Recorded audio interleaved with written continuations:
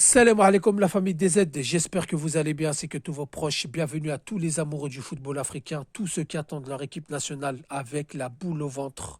Car au mois de mars, comme prévu, il y a les 5e et 6e journées des éliminatoires à la prochaine Coupe du Monde 2026 Zone Afrique. Bienvenue à tous ceux qui attendent leur équipe nationale avec impatience, avec la boule au ventre pour cette nouvelle vidéo. Comme vous le savez, on est en train de faire une présentation de groupe par groupe avant les 5e et 6e journées. Et aujourd'hui, c'est au tour du groupe F, un groupe très compliqué où rien n'est acquis et on va le voir ensemble. Donc en première position dans ce groupe, on a la Côte d'Ivoire avec 10 points. Deuxième position, le Gabon avec 9 points. Troisième position, le Burundi avec 7 points. Quatrième position, le Kenya avec 5 points.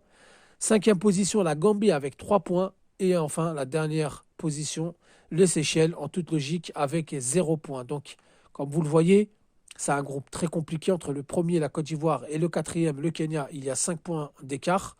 Donc, la Côte d'Ivoire a quand même pris une petite avance. Mais entre le Burundi et la Côte d'Ivoire, il n'y a que 3 points. Une victoire pour le Burundi, une défaite de la Côte d'Ivoire et tout serait relancé. Le Gabon, deuxième position, 9 points, a beaucoup de choses à jouer lors de la 5e et 6e journée. Donc les amis, qu'est-ce qui s'est passé lors des premières journées? La Côte d'Ivoire avait battu le Seychelles 9-0 à domicile où ils avaient frappé d'entrée de jeu. On se souvient de ce match. Le Gabon, qui est deuxième position, je pense qu'ils peuvent finir parmi les meilleurs les 4 meilleurs deuxièmes des groupes. Il s'était imposé 2-1 face au Kenya à domicile. Le Burundi avait surpris en battant la Gambie 3-2.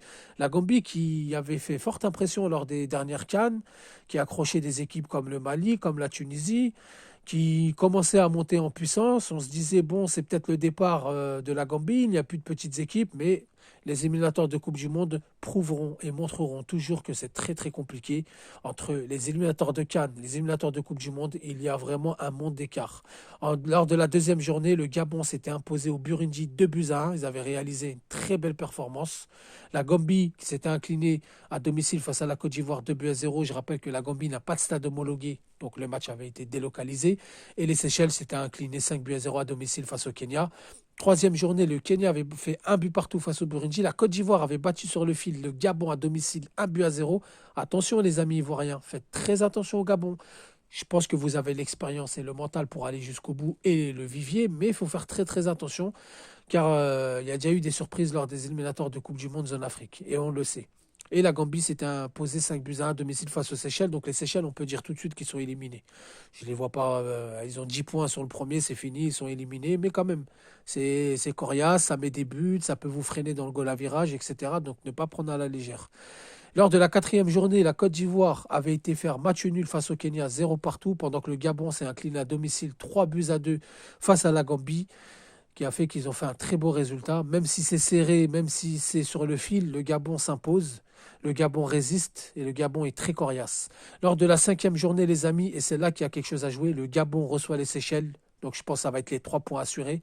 Donc ils auront 12 points. Pendant que la Côte d'Ivoire ira en découdre au Burundi.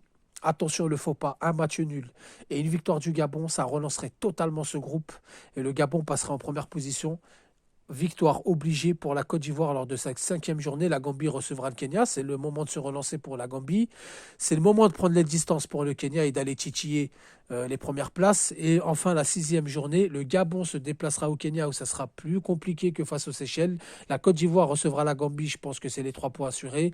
Et le Burundi recevra les Seychelles. Donc les amis, en gros, la Côte d'Ivoire lors de la 5e journée a beaucoup à perdre et le Gabon a beaucoup à gagner. Et lors de la 6e journée, le Gabon a beaucoup à gagner. La Côte d'Ivoire, attention.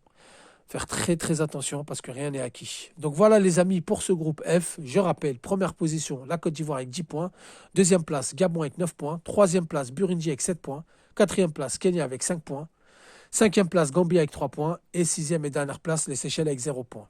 La famille, barakallahu fikoum, merci d'avoir écouté cette vidéo. On se retrouve pour le prochain groupe, le groupe G, celui de l'Algérie. Mes frères algériens, j'espère que vous serez au rendez-vous, j'espère que vous serez là pour commenter, pour donner vos avis, pour transpirer avec moi jusqu'au mois de mars. Merci la famille, je vous dis salam alaikum, que la paix soit sur vous.